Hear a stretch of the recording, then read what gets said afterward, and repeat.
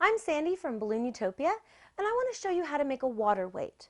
Now, when I mention water weights, a lot of times people think that we're using water balloons or something like that. We are using balloons with water inside them, but we are not using water balloons. It's a very big difference. A water balloon is a 3-inch balloon when it's fully inflated, and what we're actually going to use to make our water weights are 11-inch balloons.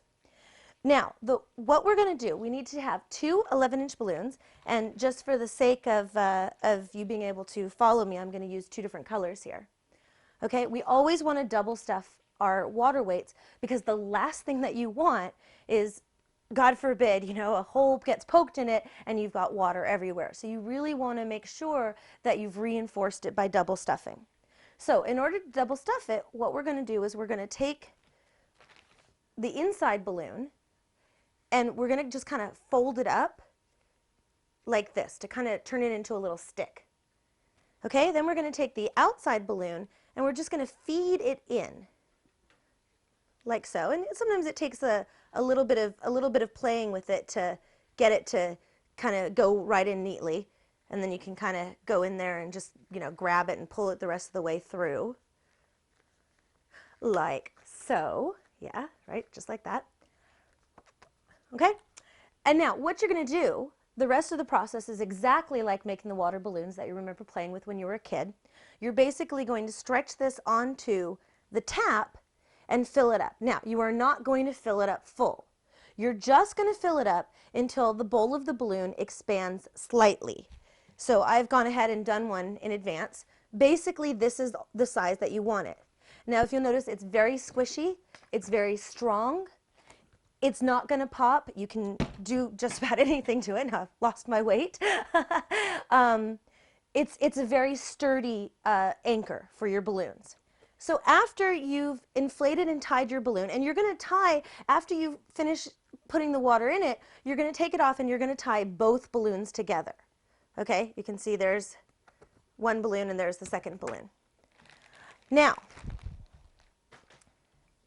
you want to take a piece of ribbon and you want to tie it around the neck of the balloon here. Okay, and this is going to be what you're actually going to attach your balloons to. The easiest way to do that is to just find the center point of your ribbon, put it into a loop like this, put your two fingers through it, and just kind of go back around the outside of itself and grab it and pull up like a loop, like this, okay? And then you're just going to feed the nozzle of your balloon right through it and pull tight on both strings, like that, okay? So now that's ready to wrap. Now you could just leave it like this, or I like to wrap it. I just think it looks nicer. So what you're going to do is you're going to take your Mylar paper, and here we have a few sheets of Mylar paper. Now there's different schools of thought on whether the Mylar paper should all be cut to exactly the same size or different sizes or whatever. Personally, I kind of like them a little bit different sizes. I think it gives it kind of a neat texture, and then I can always go in and trim whatever didn't line up the way that I wanted it to. So you're going to put your papers down, and you kind of want to make like a star formation, kind of fan them, so that I usually put my first two down so that they make an X, like that. And then my third one kind of goes around the X. So I usually use 2 or 3 pieces of paper to make it, and I'm just going to kind of look at it and see how it kind of lines up nicely. And then I'm going to take this water weight and I'm going to drop it right in the middle. Now if you notice, this water weight, it's kind of a roly-poly thing. Now this can be a neat effect if you want your balloons to have a little bit of roly-poly movement to them, but most of the time you probably don't. So how do you stabilize that? The way that you stabilize it is with something that most of us can probably find in the bottom of our pocket, with money. A penny will do, a nickel will do, a quarter will do. If you're really feeling generous, hey, go use half a dollar, or even a silver dollar, whatever you want. But really all it is that you've got something that's basically flat. You can use a washer, you can use just about anything. I tend to use coins just because it's something that most people have laying around, pretty accessible when you're in a pinch and you're trying to do something quickly. So I'm just going to go ahead and put that coin right down there in the center, and then I'm going to drop my weight right on top of the coin. Okay, now all I'm going to do is I'm going to come with my hand underneath all the papers, and I'm just going to grab the weight with all of the papers, being careful to pull my string out of it like this. Okay?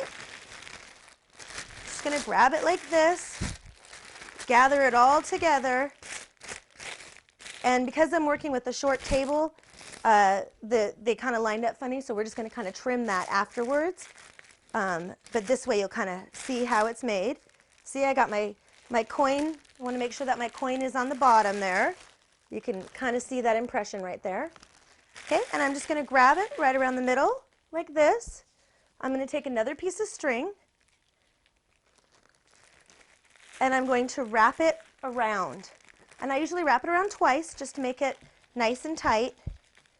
And then I'm just going to tie it in a double knot. 1 and 2, just like if you're tying your shoes. And now I'm going to go through and fluff this out, and I'm going to see, wow, you know, this side here, it's really kind of taller than I wanted. It doesn't really line up. I'm going to take my scissors and just put some cuts into it. And it just kind of pulls right off. It is Mylar paper, like that.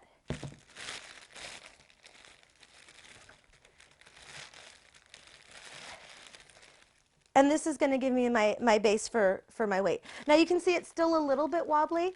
That's because right now I don't have anything putting a pull on it or a lift on it, so it's not landing right on that coin there. Okay, and there you go. That is how you make a water weight.